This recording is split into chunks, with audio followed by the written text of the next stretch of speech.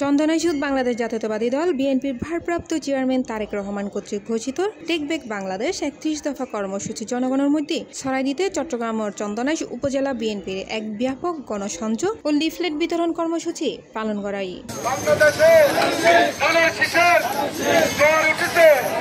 চট্টগ্রামের দক্ষিণ জেলা বিএনপির যুগ্ম আহ্বায়ক নুরুল আনোয়ার চৌধুরীর নেতৃত্বে সম্প্রতি এই কর্মসূচিও চন্দনাইশের বিভিন্ন গুরুত্বপূর্ণ স্থানত অনুষ্ঠিত হয়। দলের কেন্দ্রীয় গুরুত্বপূর্ণ বার্তা সাধারণ মানুষের হাসে ফসে দিয়ে নিয়ে আসিল এই উদ্যোগের মূল লক্ষ্য।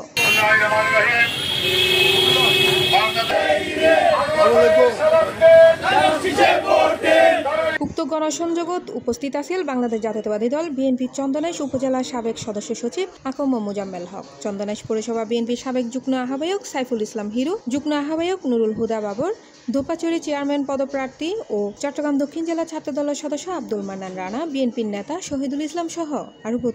৩১ দফা রাষ্ট্র মেরামতের জন্য আমাদের প্রিয় নেতা ভারপ্রাপ্ত চেয়ারম্যান তারেক রহমানের নির্দেশনায় আমরা ৩১ দফা ইনশাআল্লাহ প্রতিটা ঘরে ঘরে পৌঁছে দেওয়ার জন্য আমরা চেষ্টা করব এবং ৩১ দফা রাষ্ট্র মেরামতের যে এখানে রূপরেখাগুলো দিয়েছে আগামীতে ইনশাআল্লাহ আমরা যদি সংসদে যাইতে পারি, আমাদের ভারপ্রাপ্ত চেয়ারম্যান আগামী দিনে আমাদের প্রিয় নেতা তারেক রহমান বাংলাদেশের প্রধানমন্ত্রী যদি হইতে পারে ইনশাআল্লাহ।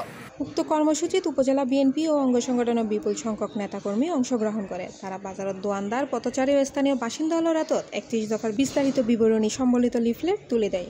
ইতারার এই উদ্যোগ স্থানীয় রাজনৈতিক মহলত এবং সাধারণ জনগণের মধ্যে ব্যাপক আলোচনার জন্ম দিয়ে। চন্দনাইশ বিএনপির এই প্রচার কার্যক্রম কেন্দ্রীয় কর্মসূচির প্রতি তৃণমূলের দৃঢ় সমর্থনের প্রতিফলিত করে।